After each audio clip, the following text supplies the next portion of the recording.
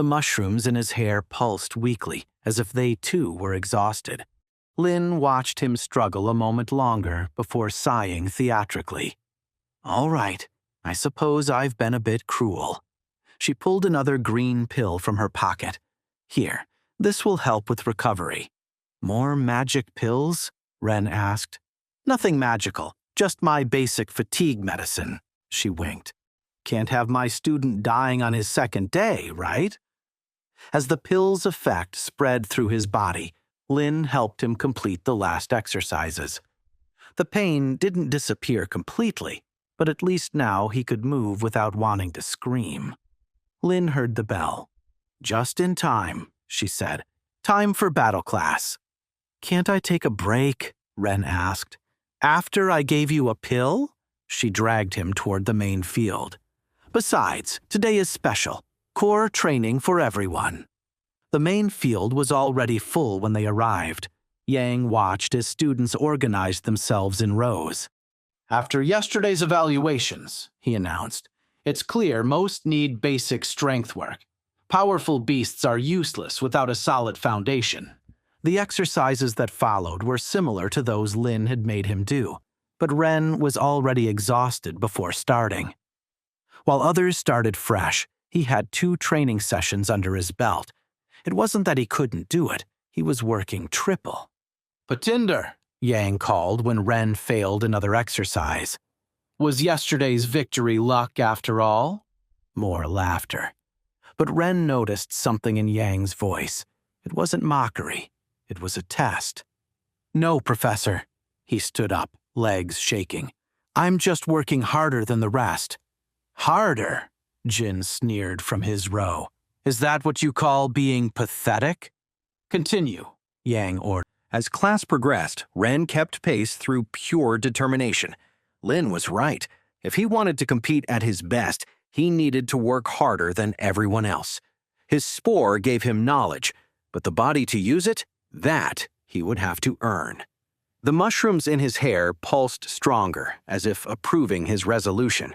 The laughter and mockery continued, but now they felt distant, irrelevant. It didn't matter what they said. They only saw the present. He was building his future, one aching muscle at a time. "Wasn't so bad," Lin smiled as students left the training field. "You just need to build more endurance." Ren, still panting, looked at her incredulously. "Oh, and about mornings," Lin began collecting training equipment. "Since a certain professor gave you free time, we'll continue with the routine. But," she raised a finger at Ren's horrified expression, "you can dedicate afternoons to collecting crystals." "Really?" Ren asked. "Of course," she said. "We'll have night training, but it'll be lighter, just to maintain the improvement pace." Her playful smile returned. "And I always have more recovery pills." Ren didn't know whether to feel relieved or worried, though the promise of another pill at day's end was tempting. May's history class proved surprisingly basic. While the professor explained the formation of the first cities and their relationship with low mana concentration zones, Ren found he already knew most of the material. His old father had liked to tell him all sorts of things. The first cities were established in areas where mana was low enough to keep powerful beasts away, May explained. "That's why our city is where it is. The mana here isn't enough to maintain even iron-rank beasts without cultivation. And that's why the ruins under the academy are so interesting," Ren thought while his mushrooms pulsed. A place with dense mana under a naturally mana-poor zone. Finally came the crystals gathering class. Song handed out their mining equipment, small but sturdy picks, basic mana detectors, and special bags for crystals. "Ren!" Min called him as they headed to the caves. "Liu taught us some tricks yesterday. Want us to show you?" "Crystals near the surface usually form specific patterns," explained Taro as they descended. "Liu says you have to look for lines that cross at 60-degree angles. He also taught us to distinguish between mature and premature crystals," added Min, pointing to a vein in the wall. "See how the color is more intense in the center? That means it's ready for extraction." Ren watched, fascinated. The knowledge flowing through his mushrooms confirmed what they were saying, but added details. How the crystal's arrangement indicated their purity, how mana lines converged at specific points. And most importantly, Taro lowered his voice. He showed us how to avoid unstable zones. Some tunnels look safe, but... A distant cracking sound emphasized his words. Liu says accidents are common among overeager novices, Min shuddered. That's why it's better to work in groups, at least at first. Ren wasn't too worried about that. With the right knowledge, even these surface veins could be more productive than they appeared. Shall we start here? He suggested, pointing to a spot where mana lines subtly intersected. As they began working, Ren couldn't help but smile. Between Lin's brutal training and gathering with his companions, maybe this new rhythm of life wouldn't be so bad. Though his muscles immediately protested when lifting the pick, reminding him that the light night training was still to come. A while later, the boys gained confidence to disperse and dig in deeper places. At 50 meters below the entrance, Ren examined the tunnel wall attentively. Despite it being his first day mining, his movements were surprisingly precise. Another one? Min watched in disbelief as Ren extracted a good-sized crystal. That's the 5th in half an hour.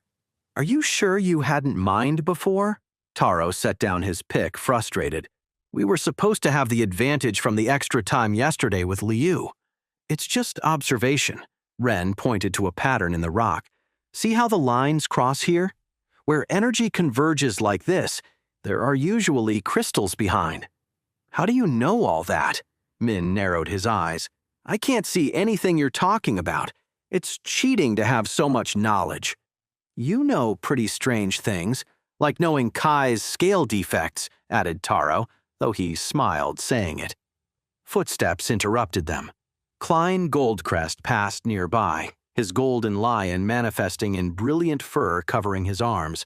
As always, he was heading toward where Luna worked. Luna was in the deepest section of the allowed zone, her shadow wolf making the darkest veins glow with a spectral radiance. Unlike most who worked in groups, she mined alone, each movement precise and elegant, even in this mundane task. It's almost unfair, Min murmured as they watched her work. Her wolf can detect mana concentrations we can't even see. It's more than that, Ren observed, the mushrooms in his hair pulsing while analyzing her technique. Look how she strikes at specific angles. She doesn't waste a single movement. Luna! Klein's voice echoed in the tunnel. I found an exceptional vein over here. If you want, we could... I'm busy, Luna's sharp response echoed from the darkness. How pathetic. Jin's voice came from another tunnel above Ren's. The Goldcrest heir begging for attention again? Klein turned furious. Shut up. I don't want to talk to someone with a mediocre beast like yours. Enough. Luna's cold voice cut the tension. Some of us are trying to work. Both retreated, exchanging murderous glances. As I was saying, Ren continued once they'd gone, there are patterns in how mana forms. Crystals are usually found where... Look out! A small avalanche of rocks fell near them. Jin smiled from the upper level. Oops, how clumsy of me. His smile turned cruel. Is there a problem? Min stepped forward, his water snake materializing. Not for now, Jin shrugged. Just make sure to look up while you work. You never know when there might be another accident. When Jin left, Taro picked up his pick with trembling hands. Maybe we should find another section.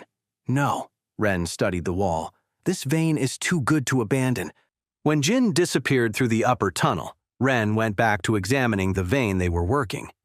There's something else that worries me, he began while extracting another crystal.